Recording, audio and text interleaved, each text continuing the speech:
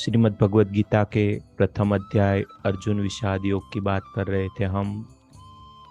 उसमें दोनों सेनाओं के योद्धा कैसे आमने सामने आ गए हैं उसके बारे में हम बात कर रहे थे। तो उसी बात को आज और आगे बढ़ाएंगे और सामने सामने कैसे शंखनाद हुआ और दिव्यवाणी हुई उसकी बात की। और उसके बाद में जो श्रीमद् भगवत गीता के प्रथम अध्याय का 19वां श्लोक है उसमें बताया गया है, सकोशो धार्तराष्ट्राणाम हृदयानि व्यदारत नभश्च पृथ्वी चेव त्रुमूलो नुनादयन। मतलब कि अभी भी जो दुर्योधन है वही अपना जो अपनी सेना है उसके बारे में बात कर रहा है कि उसका भावार्थ ये है कि उस भयानक ध्वनि से आकाश और पृथ्वी को भी गूंजते हुए धार्तराष्ट्रों के अर्थात आपके धृतराष्ट्र के पक्ष वालों के हृदय विदीर्ण कर दिए। मतलब कि उनकी सेना में जो बड़े बड़े योद्धा थे उन सभी ने शंखनाद किया, दिव्य ध्वनिया बजाई। तो उसकी उनको कहीं ना कहीं यही लग रहा था कि विजय उनकी ही होने वाली है, मतलब वही जीतने वाले थे। तो वही जो थे ज्यादा शोर कर रहे थे।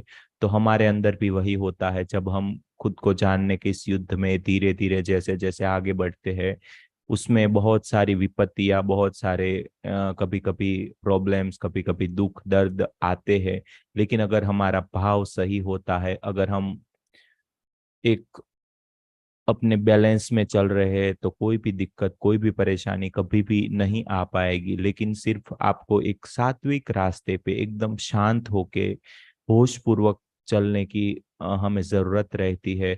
तो हमारे अंदर कितनी भी दुराचारी बुद्धि हो, कितनी भी दुर्बुद्धि हो, लेकिन सभी धीरे धीरे अपने आप ठीक होती जाती है। और हमारे अंदर की एक जो दिव्य रोशनी होती है, दिव्य प्रकाश होता है, जिसको यहाँ भगवान श्री कृष्ण के रूप में दिखाया जाता है, वही हमको सहायता करने के लिए हमारे अंदर ही अंदर पनपते रहते हैं। और कहीं ना कहीं उनकी सहायता से हम एक दिन इस खुद को जानने के युद्ध में आगे बढ़ते बढ़ते एक दिन जीत ही जाएंगे। लेकिन उसके लिए हमें सिर्फ होश में रहने की, बैलेंस में रहने की और सात्विक लाइफ जीने की जरूरत है।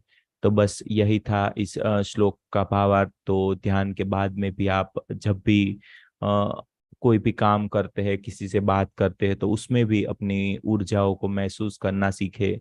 मतलब कि हम किस तरीके से सबसे बात करते हैं, हम काम करते वक्त हमारे मन में क्या विचार चलते हैं, ये सभी बातें धीरे धीरे अगर हम होश पूर्वक जानने लगते हैं, उसको समझने का प्रयास करते हैं, तो हमारी ऊर्जा को, हमारी शक्ति को जैसे हम चाहे वैसे एक अच्छे मार्ग पर सत्कार्य में लगा सकते हैं। तो हमें यही करना है कि जो भी काम करते हैं, जो भी जिनसे भी बात करते हैं, एकदम होश पूर्वक, एकदम शांति से करने का प्रयास करना है। अगर सभी काम में हम हमारी 100% ऊर्जा लगा के उसी वक्त उसी काम को अच्छे से करने का प्रयास करते हैं, तो हमारी पूरी ऊर्जा उसमें लगने से वो काम तो अच्छा होता ही होता है। साथ में हमारा जो है एक भौतिक लेवल पे भी जो है डेवलपमेंट होता है। और बस यही देखना है कि कोई भी काम करते वक्त बस हमारे विचार ना चल रहे हो, हमारा दिमाग कहीं और ना भटक रहा हो।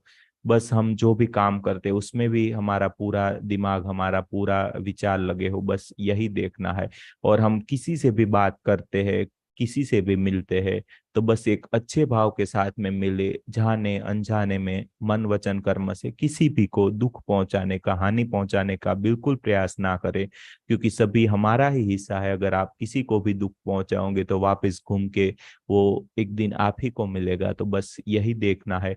और कोई भी अगर हमें दुख पहुंचाने का, हानि पहुंचाने का भी प्रयास करे, तो एकदम आराम से स्वीकार करके धीरे धीरे आगे बढ़े और एकदम शांत रहे और रिलैक्स रहे। अगर आप पूर्ण तरीके से होश में रहते हैं, तो आपको कोई भी नुकसान नहीं पहुंचा सकता, कोई भी दुख नहीं पहुंचा सकता। तो बस यही थी आज की मेरी बात। आप में से कोई भी अगर कुछ भी अपनी बात